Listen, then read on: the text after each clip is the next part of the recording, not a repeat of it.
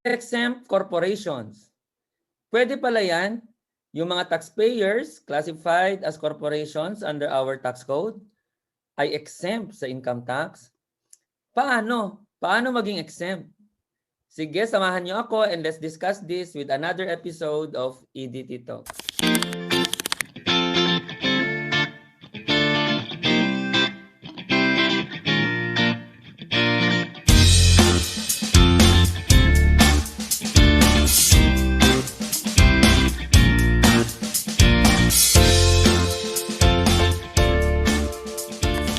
If you are new to my channel, I'm Mr. Enrico D. Tabag. Some call me EDT for short. I am a college professor, a book author, as well as tax and accounting practitioner. My channel, EDT Talks, is dedicated to make taxation easier to understand. In this video, as you can see in our screen, I will be discussing to you the tax-exempt corporations under Section 30 of our tax code. Okay? So Section 30 is entitled Tax-Exempt Corporations actually. So if you want to know the different types of entities or corporations exempt from income tax, yan ang hanapin mo sa ating tax code, Section 30. Before we proceed to the requirements on how to be a tax-exempt corporation, we need to remember that the reason why the government imposes tax is to generate fund to defray the legitimate expenses of the government. So, ang very reason kung bakit may ini-impose na tax ay para magkapera ang gobyerno, hindi para i-exempt ang mga taxpayers. Okay? Therefore, the moment na ang pinag-uusapan ay tax exemption, the requirements, as you can see, okay, take a look at this, the requirements for the grant of tax exemption are specified by law granting it. Okay? And such grant is strictly construed against the taxpayer. Ano ibig sabihin yan? So, if you claim to be a tax-exempt entity, you should be able to prove na ikaw talaga ay tax-exempt. Otherwise, kung hindi maliwanag na ikaw ay exempt, you will be considered taxable. Okay? Because doon sa sinabi ko kanina na ang pinaka-rason kung bakit tayo may tax is para makapag-generate ng pondo ang gobyerno. Hindi naman yan nag-i-impose ng tax para hindi tayo i-tax eh. Walang ganon. Ini-impose nga eh. So we are required to pay, di ba? And again, uulit-ulitin natin, ang rason kung bakit we are required to pay is para makalikom ng pondo ang gobyerno natin to support their legitimate activities. That's why the moment na medyo malabo, okay, na yung taxpayer ay exempt, it will be interpreted strictly against that taxpayer, liberally in favor of the government. Okay? So ikaw na taxpayer ang magpro-prove na ikaw nga ay talagang tax exempt. Unless you will be able to prove na ikaw ay exempt, you will be taxable. Okay? Because the exemption restricts the collection of taxes.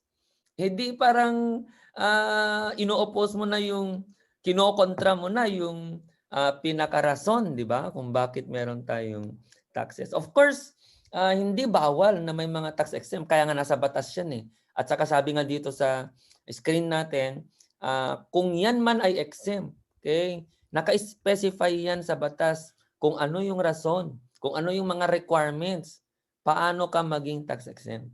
Okay? Thus, a corporation claiming tax exemption must be able to show clearly that it is organized and operated for the purposes under Section 30 of our tax code, the National Internal Revenue Code of the Philippines, as amended. Okay? Kaya in fact, sa practice, kapag yung client ay nagclaim na siya ay exempt, ang unang hinahanap namin dyan is yung tax exempt certificate. And the BIR issued a revenue issuance, RMO 38-2019, to clarify, okay, yung pag-grant ng tax exemption on corporations. So sabi ng RMO 38-2019, was issued to clarify the nature, character, and tax treatment of corporations under Section 30 ng ating tax code, and to devolve to the RR or revenue regions, okay, the issuance of certificate of tax exemptions to said corporations. Kaya generally sa practice, kung wala ka niyan, okay, tax exempt certificate from the BIR, okay, you will not be granted, okay, tax exemption. Pero niliwanag ng RMO 38/2019 na itong requirement for sa pagse-secure ng tax exempt certificate will not apply, okay? Will not apply to non-profit educational institutions kagaya ng University of Santo Tomas, okay? That is of course a non-stock, non-profit educational institution. So yung requirements na kahit pa ikaw UST, kahit pa ikaw ay exempt. Sa palagay mo ikaw ay exempt. Dahil ikaw ay non-profit, non-stock. Dapat mag-secure ka pa rin ng tax exempt certificate sa BIR. That will not apply to UST and other non-profit educational institution as provided under RMO 38/2019. Bakit? Kasi kapag ka non-profit educational institution or non-stock non-profit edu institution, sa Constitution mismo exempt ang non-stock non-profit educational institution. At wala namang nakalagay doon na dapat mag-secure muna siya ng tax exempt certificate sa BIR. Kaya hindi pwedeng i-require yan sa mga non-stock non-profit edu institution before they will be granted tax exemption. Actually, during the time of Madam Hinares as commissioner ng BIR, merong na-issue noon na revenue regulation requiring mga non-stock, non-profit educational institution to secure tax exempt certificate first before they will be granted tax exemption.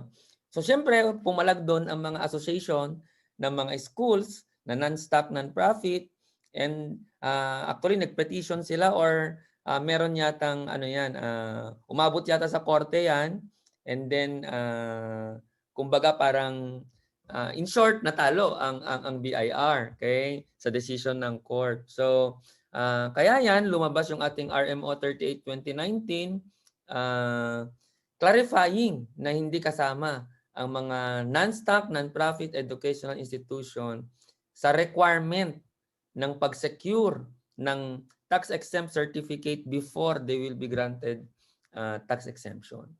Okay? Next. So, paano ba maging tax exempt? Okay? So, take note na yung section 30 of our tax code ay hindi absolute proof na ikaw na ay tax exempt. So, kung nandoon ka, if you belong to those categories, okay, hindi automatic na tax exempt yun. Because under RMO 38/2019, dapat ma-meet mo yung dalawang requirements. One is organizational test and the other one is the operational test. Okay? So ulitin ko ha, there are two tests para ikaw ay mag-qualify sa tax exemption under our tax code, specifically section 30. Okay? Una is organizational test. Ano ibig sabihin ng organizational test? So this requires that corporation or associations constitutive documents, meaning to say, yung articles of incorporation natin, halimbawa sa SEC, must show that its primary purpose or purposes of incorporation fall under section 30 of the tax code. Ano ba yung nakalagay doon sa purpose? Bakit merong create na ganyang corporation? Okay? Dapat yung purpose or purposes must show, sabi ng RMO 38/2019, na yung primary purpose ay nagpo-fall doon sa mga categories under section 30. Bakit? Ano ba ang nasa section 30? So, kung papansinin mo, ito yung mga listahan na nasa section 30. Section 30, paragraph A to K. Okay, so yan yung nasa listahan natin sa tax code natin as amended. Kung babasahin mo itong listahan, ang common denominator na nandyan, okay, parang parang common descriptor, okay, or a description ng isang corporation or an entity para ma-exempt ay number one, dapat hindi yan na-organize for profit. So kung basahin mo to, lahat yan ganun. Okay, dapat hindi na-organize for profit. Okay, at karamihan, yung mga entities na to ay mga non-stock corporation. Kasi normally, when you say non-stock, hindi yan for profit. Pag sinabi mong stock corporation, generic or generally, na yan ay for profit activities. Okay? So, parang yan yung pinaka-main na description, okay, ng mga corporations under Section 30 para ikaw ay exempt. Okay? So, in short, although babasahin natin ito mamaya, puntahan lang natin ulit ito, organizational test, dapat sa pag-organize pa lang, dapat sa pag-incorporate pa lang, maliwanag na doon na pasok yan sa Section 30. Okay? Na yan ay non-stock. Na yan ay not-for-profit activities. Okay? So, aside from organizational test, okay, sabi nga natin, dalawa ang requirements eh. Organizational test and the second one is operational test. So sabi ng RMO 38-2019, maliban sa dapat yan ay na-incorporate, na-register as a non-stock, non-profit entity, dapat mapatunayan muna na yung mga regular activities ng korporasyon na yan or association na yan be exclusively devoted to the accomplishment of the purposes specified in Section 30 of the Tax Code. Okay? So since ang nakalagay sa Section 30, karamihan doon, di ba, or almost lahat yon ay dinedescribe na yung entity ay non-stock, non-profit entity. So dapat sa operational test, ganun din siya. Okay? So pag nag-operate, it should also operate as a non-stock, non-profit entity. Sabi ng RMO 38-2019, a corporation or association fails to meet this test kung yung company na yan has no activities conducted in furtherance of the purpose for which it was organized, or if a substantial part of its operation constitutes activities conducted for profit. Na-register nga yan na non-stock, non-profit, pero kung hihimayin mo ang mga activities niya, karamihan, kaya nangingibabaw yung kanyang pagiging for-profit entity kasi karamihan ng activities niya for-profit. Okay? Bigay tayo ng example, no? So, example, labor organization. Okay? So, dapat para ma-meet itong operational test na yan, dapat yung labor organization na yan, okay, shall operate to protect, and promote the interest ng mga miyembro niya. Paano? By bargaining collectively with their employers to secure better working conditions, wages, and similar benefits. So sa amin sa UST, meron kaming labor organization, okay? Yung aming tinatawag na USFU, okay? University of Santo Tomas Faculty Union. So Faculty Union is actually a labor organization. Okay? At dapat nag-ooperate 'yon, yung labor organization namin na 'yon, okay, to protect and promote our interests, okay? To bargain for us, okay? Para sa ikabubuti ng working conditions, wages, etc. Oh. So, kung naipasa mo 'yan, at naipasa din niya yung organizational test, then yes, pasok siya sa Section 30. Exempt dapat yung entity na yan. Okay? Another example, agricultural organization. To be entitled to exemption from income tax, the corporation must carry out activities primarily to improve the working conditions of its members also, kasi organizational, ano yan agricultural organization yan The grade of their products, improve the grade of their products, kasi nga agricultural, horticultural organization yan. and or develop a higher degree of efficiency in their respective occupations or the improvement of production techniques. Okay? So, maliban sa maipakita mo sa mga papel ng organization nyo na yan ay non-stock, non-profit, dapat mag-operate ka bilang isang non-profit organization. So, ano ba ibig sabihin ng horticulture or horticultural organization? So, horticulture concerns the cultivation of gardens or orchards and the growing of fruits, vegetables, flowers, and ornamental plants. Okay? So, may kinalaman sa agricultural activities. Okay?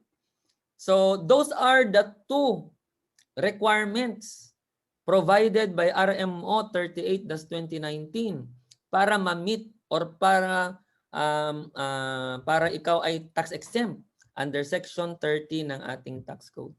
So pinaka-basic requirement no ng Section 30, dapat yung entity ay non-profit. Ano ba ibig sabihin ng non-profit, sir? So sabi ng RMO 38-2019, non-profit means that no net income or asset accrues to or benefits any member or specific person with all the net income or asset devoted to the institution's purposes. So in short, wag mong kunin, wag niyong paghati-hatian yung kung meron mang profit na ma-generate, okay, sa organization na yan o sa corporation na yan, wag niyong kunin, okay? Wag niyong paghati-hatian, okay? Kasi gagamitin lang yan dapat para mas lalo pang gumanda yung korporasyon na yan. Okay? Devoted to the institution's purposes and all its activities conducted not for profit. Thus, in order for an entity to qualify as a non-profit corporation exempt from income tax, it must demonstrate that its earnings or assets do not inure to the benefit of any of its trustees. So, ibig sabihin, hindi naman bawal actually na makapag-generate ka ng profit. Okay? Kasi, siyempre may mga activities ka kagaya ng agricultural organization. O, di siyempre, kahit papano, may mga production, kunwari. Okay? Or may mga revenue na papasok. So, hindi naman bawal yun. Provided, para lang yun sa organisasyon. Para lang yun sa korporasyon. Para lang yun sa asosasyon. Hindi para sa mga members. Otherwise, pag ganun, edi for profit activity na yung ano mo. O yung ano nyo, yung organization nyo. Okay? Okay, next. Inurement prohibition. Actually, katuloy lang yan nito. Na ibig sabihin, kung may income man yung company o yung mga assets ng company, dapat hindi magbe-benefit dyan yung mga miyembro. Okay? So, yun yung ibig sabihin ng inurement prohibition. It must not be organized or operated for the benefit of private interests, such as specific individuals, incorporators, or his family. Non-stock, non-profit, pero lahat ng family members, officers ng company, wala naman silang ibang pinagkakakitaan, pero nasusustain nila yung mga magaganda nilang o yung mga mararangya nilang pamumuhay. Okay? Tapos wala nga silang ibang pinagkakakitaan. Pag ganun, kaduda-duda yun, di ba? So ibig sabihin, baka kumikita din yung organization. And then baka sila din ang nakikinabang. So pag ganun, it will no longer fall under the tax-exempt corporation. Okay? So it must not be organized. Okay? For the benefit of these individuals, okay, including shareholders of the corporation or organization or persons controlled directly or indirectly by such private interest. The organization must serve a public rather than private purpose. Okay? So, next. So, maliwanag no na hindi halimbawa, no, kung binasa mo ang Section 30, at sa palagay mo, pasok kayo doon, hindi automatic yun. Kailangan, itest mo muna siya kung pasok nga. Okay? Organizational test and operational test.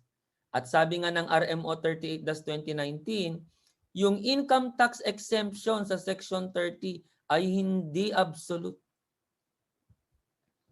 kahit pa nandun ka, kung maliwanag na hindi ka na taxable ka, you will be taxable. So income tax exemption covers only the income derived by the corporation in furtherance of the purposes for which it was organized.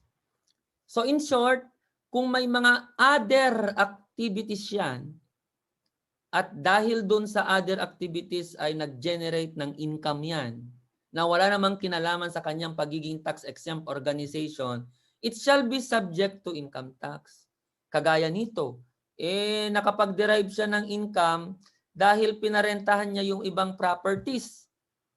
O rent income yun. Walang kinalaman sa kanyang pagiging exempt corporation. It will be taxable. In fact, sabi ng Section 30 sa dulo ng Section 30. So kung titingnan mo to, di ba may listahan tayo yan? Di ba may listahan tayo, Section 30, paragraph A to K? Sa baba nakalagay, provided. So para mabasa natin, kasi maliliit yung font nun, dito tayo. Sabi ng tax code, notwithstanding the provision in the preceding paragraphs, okay? Paragraphs A to K. The income of whatever kind and character of the foregoing organizations from any of their properties, real or personal, or from any of their activities conducted for profit, regardless of the disposition made of such income, shall be subject to income tax under the tax code. Sa undergrad, lagi kong ina-example, JPIA. Siguro naman, unang-una, yung mga officers ng JPIA dito, i-register nyo yung organization nyo as JPIA. Wag lang tatawagin yung JPIA, ganun na lang. Okay? You need to register it. So register natin kunwari JPIA. Siguro naman yan ay non-stock, non-profit, di ba? So halimbawa, pumasa ka na sa organizational test. Non-stock yan, non-profit. Pasado ka rin sa operational test kasi wala naman kayong ginawa talaga kundi isipin lang yung kabutihan ng mga miyembro, ng mga future accountants natin na mga magigiting. However, meron kayong mga activities na medyo walang kinalaman sa pagiging JPA nyo. Kunwari, bebenta kayo ng mga mugs, benta kayo ng mga t-shirts, pa-concert kayo, etc. Hindi naman itinayo ang JPA para sa mga ganong activities, right? So, because of those activities, nakapag-generate kayo ng pondo o ng revenue, okay? Ng profit. Profitable activities yung mga yon or proprietary activities yung mga yon. Walang kinalaman yon sa inyong pagiging JPA. Therefore, kung may income kayo na madederive from those activities, it must be subject to tax. Okay? Halimbawa, ikaw ay simbahan. Ang laki-laki ng simbahan nyo, marami kayong space na available na hindi nagagamit. Pinarentahan nyo. It shall be taxable kasi walang kinalaman sa pagiging exempt mo na entity. Okay? So, yun ang ibig sabihin. Okay. So, ulitin ko hindi absolute yung income tax exemption sa Section 30. Okay, another one, obligations as withholding agent of the government. So kahit sabihin mo pa na ikaw ay charitable organization na exempt sa income tax, hindi nangangahulugan na hindi ka na responsible or obliged to withhold taxes kagaya ng tax ng mga sahod, tax sa sahod ng mga empleyado nyo. So you are a charitable organization pero siyempre may mga tao kayo. So dahil may mga tao kayo, may mga sahod yung mga yun. Dahil may mga sahod yung mga yun, they may be subject to income tax. So therefore, you shall observe, okay, your role as a withholding agent ng gobyerno. Okay, bilang isang employer, ikaw ang bahalang magdeduct ng tax on their compensation income if applicable. Okay? So, hindi mo pwedeng idahilan kay BIR na hindi ako nangongolekta, hindi ako nagwi-withhold kasi tax exempt entity ako eh. So hindi pwede 'yun. Okay? Next. In fact, maliban doon sa pagiging withholding agent doon sa mga empleyado nyo, we pertain also to other types of withholding. Kagaya ng kunwari, si Juan de la Cruz ay CPA. So, individual taxpayer siya. Okay? Tapos, siya ay nag-audit kay charitable organization. So, magcha-charge natural si Juan de la Cruz kay charitable organization. So, magkaka-revenue si Juan de la Cruz CPA kay charitable organization. So, kahit tax-exempt itong charitable organization, alam mo na taxable yung CPA eh. So, mag-withheld ka, okay, ng CWT, Creditable Withholding Tax on Professionals. Either 10% or 5%. Okay? So, hindi rason yung pagiging tax-exempt entity mo para hindi ka na mag-withheld ng mga nararapat na mga taxes. And aside from that, you may be liable for VAT, okay, on your purchases. So, actually sa practice no, maraming ganito na halimbawa yung entity ay charitable. Okay? Tapos kunwari charitable yung entity. Nagpa-audit kay Juan de la Cruz CPA. Si Juan de la Cruz CPA ay subject to VAT kasi lagpas 3 million siya tapos VAT registered siya. So sabi ni Juan de la Cruz kay charitable organization, ang aking audit fee sa'yo ay 100,000 kunwari. Pero I will charge VAT na 12,000 ha, 12% ng 100. Normally sasabihin ni charitable, ay wag mo akong i-VAT kasi ako ay exempt. So, hindi pwede yun. Kasi ang nagva-VAT, hindi naman yung exempt corp, kundi si Juan de la Cruz, yung seller. So, hindi nangangahulugan na kung ikaw ay tax-exempt corporation, exempt ka na rin sa VAT ng mga binibili mo. We're pertaining to purchases. Okay? So, purchase of goods or properties or services and importation of goods by corporation organized and operated as under or as a Section 30 corporation shall be subject to the 12% VAT. If the corporation is engaged in the sale of goods or services in the course of business, including transactions incidental thereto, okay, its revenues derived therefrom shall be so kagaya ng sinabi ko kanina, kung may mga extra activities kayo, tapos yung mga activities na yun ay subject to tax, subject din yun sa business tax. Okay? Either 12% VAT or percentage tax. Under CREATE Law, yung percentage tax natin, di-discuss natin to sa separate video, naging 1% na from 3%. Pero for 3-year period lang, magmula July 1, 2020 up to June 30, 2023. We will discuss that sa business taxation. Okay? So those are your tax-exempt corporations under Section 30. Basahin mo na lang yung listahan ha. Hindi na natin babasahin isa-isa tong mga to. Bigyan ko na lang kayo ng example. Ito non-stock, non-profit, edu institution. Another example, government, edu institution. Another example, non-stock corporation or association organized and operated exclusively for religious, charitable, scientific, athletic, etc., etc. No part of its income or assets shall belong to or inure to the benefit of any member, organizer, officer, or any specific person. Halos ganyan lahat ang mababasa mo dyan. Okay? Yan. So, those are your Section 30, tax-exempt corporation. So, if you want to know kung yung company nyo ay pasok dyan, so basahin mo yung Section 30 ng ating tax code. So, thank you for watching our second episode ng income tax series natin.